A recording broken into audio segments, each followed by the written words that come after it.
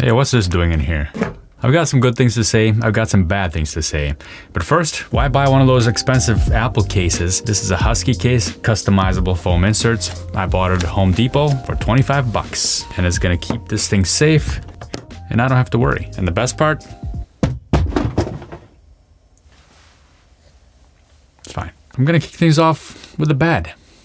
This is why Apple doesn't send me stuff. The number one bad thing is this. This is one of the reasons why wireless AirPods are actually better. I hate carrying this thing around, and I have snagged it on a few things already. I've also dropped this battery because I started walking away and it was left on my desk. But this is aluminum, it's not gonna break. Well, not easily. Next.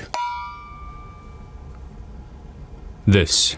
I like coffee and I like my mug, but I can't use my favorite mug with this thing on. Even that's not comfortable. Eating, drinking, forget about it. Unless you're drinking water through a straw or something. Next, let's take a look at pass-through. Yes, it is better than the Quest. It is probably the best thing out there right now, but it has issues. Regular camera issues. That right there are LEDs, and the synchronization between the cameras and the LEDs is not working so well. Hopefully you can tell that in the video. Annoying, but not terrible. Much worse is what happens if you're not in a bright ass room like I am right now. This is not how I typically work here. This is how I make videos. I typically work like this. Not even this light. Not even that light, but we'll keep that on so you can see me. I'm seeing a lot of blurriness. This is pretty understandable because we're dealing with cameras, but the low light performance on this thing is pretty bad. If I start moving my head, everything gets really blurry and I get dizzy. One last gripe I want to mention with this thing before we get to the goodies. I was trying to fold laundry yesterday while watching a YouTube video. Every time I was folding a piece of laundry, the Vision Pro kept stopping the video or scrolling the screen, even though I was not looking at the screen. I was looking at my laundry. That's something that they can probably address, and it needs to be addressed because that is annoying. I find myself tapping buttons accidentally all the time, like right now. Whenever my fingers are together and I'm looking at something, there's this little green dot. That's the pull down menu, the context menu. And if I'm accidentally looking even in the vicinity of that, it's going to tap. That's the bad stuff. Luckily, that's not related to work. And work is one of the two possible scenarios for this device. The other one being entertainment. I'm not covering that here. Entertainment is amazing on this thing. I watched YouTube, I watched a couple of videos. Nope, not that, not that. Don't even comment that. I meant movies on Apple TV. Entertainment is great, and work is another thing that I've done for the last couple days on this thing. I've tried it progressively more and more each day. The first day was super uncomfortable. I had to take these things off. And yesterday I was able to sit in these things for 3 hours and it was okay. There is an adjustment period, but let's get into it. My first development experience was a couple of days ago and I was pretty blown away by it. Where's my project? There's a couple of small snags I hit initially, but that's typical with iOS development. Once you get past all the provisioning stuff and hooking up and pairing your device, everything is good. The only difference here is that I needed to pair wirelessly. So you need to be on the same network or you need to get one of those developer straps, which is just gonna be replacing this little part right here. It's $300 and it's going to be useful for those projects that are gonna have a lot of assets to transfer back and forth. Now today I'm sitting here in front of my laptop. I have, let's see, 41 lines here in this file, but this is not comfortable. I could use my screen here like this and then pull up something else, not music, and pull up an app, for example. Let's say I'm looking at my CPU usage on the device, how much charge I have left. I want to keep an eye on the load because that's interesting to me to see how much of the CPU is used. This is an M2 chip in here and it's using quite a bit just sitting there. I could have some apps like Safari and other apps beside me here while coding, but that's not super comfortable. Now, usually when I look at my MacBook, it's recognized and there's a little connect button that appears here, but that's not the case. And there is a way around that. I'm going to show you that momentarily. Let's first open up display settings so we see what's available. There's my LG 4K display here that I'm using vertically and my built-in display. What you do is on the Vision Pro itself, you go to the context menu, you go here, and then there's this button right there, Mac Virtual Display. And you tap that and connect to my Mac. And now my Mac screen is going to be virtual. Notice I lost both my vertical display, my 4K display, and I I'm losing my MacBook's display itself as well, all in favor of this one big display. How big is it? Well, let's take a look. Here is my VS Code window, the exact same size that it was on my MacBook screen. We have lines 1 through 40, 41, just like we did before. And the text here is much clearer than it was looking through the Vision Pro, but it's not as clear as it is looking directly with your eyes at the MacBook screen. However, this gives us a lot more space to work with. I can have multiple VS Code windows open, and I can stretch this out to have a longer view of it. So now we've got lines 1 through 56. I can do Command minus and fit even more things on it. Let's see what I can tolerate. This is not tolerable. So it's 100 lines of code, but it's not tolerable because the text is so grainy at this point. This is okay, but really I'm comfortable over here. So this is about the same resolution where I was.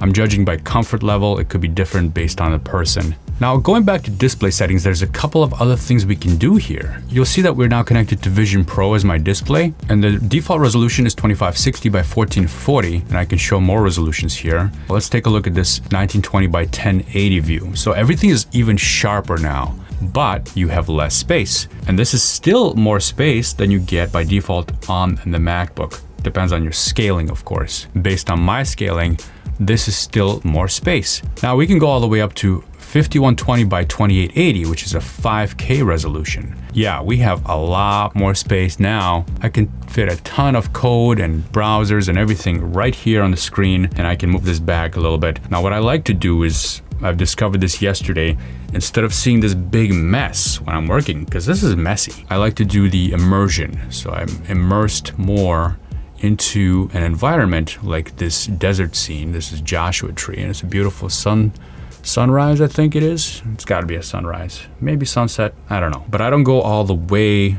because if I go all the way, sure, it's nice, I can look all around me, and it's beautiful and it's clear. And I've worked like this for a couple hours yesterday. I can even hear the sound of the wind. It just like puts you in this environment where you're not sitting at your desk in a windowless office. It just feels really nice working out here, but I also don't see my keyboard, which is a problem.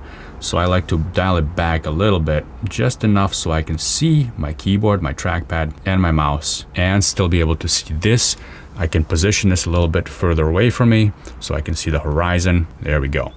Now, this resolution is way too small for me. It's not comfortable. So I'm gonna go back to my default resolution right here. And this is doable.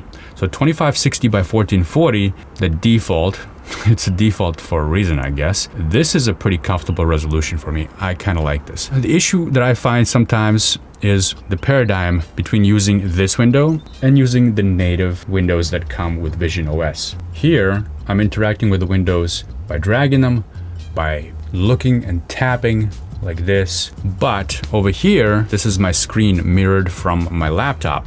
So I can't interact with it. I can move the window back and forth and I can close the window, but I sometimes just want to interact with the windows inside this window, and I can't do that. So I have to switch to either my trackpad or my mouse. Although if you really wanted to interact with a MacBook mirrored screen using the Vision controls, I found an interesting way to do it. It's not the most convenient, but you can do it. Here I've got my MacBook mirrored screen, and over there I have a VNC player. It's an app that I connected to my MacBook. Whatever I show on one screen is mirrored to the other one. But here on the bottom one, I'm using only my mouse and I can't use my touch gestures. But on the top one, I can look at what I'm trying to tap on. Like for example, I'm trying to change the tab, and there we go. I can actually do it. Now I'm gonna select my code window there. Let's see if I can drag this window. Sort of. It's a little wacky, a little choppy. But if you really wanted to, you could do it that way. One other thing you can do with VNC is if you have another Mac or a Windows machine, you can connect it, and then you'll be able to see both your mirrored machine and your connected machine at the same time. It's not the most convenient thing to scroll, but if you had something up there that you wanted to read on another computer while you're working at the same time on your computer, your local one, then yeah, you can do it that way. Now I also did try to connect to my Windows machine here. Unfortunately, I'm having some issues. It's probably not the remote desktop client problem, but it's probably my configuration problem. This connection to my mini PC, which is this machine sitting right on my desk, works just fine if I'm using a remote desktop client on my Mac. There we go. But this is the remote desktop client by Microsoft. This one is called RDP Lite. It's an iPad app, so maybe that has something to do with it. I'm gonna leave it there. Now you might be wondering what happens if I close the lid of my MacBook and try using something like this. Let's see. Nothing. My MacBook is closed, but it's still on and I'm connected to it. Now I have this keyboard.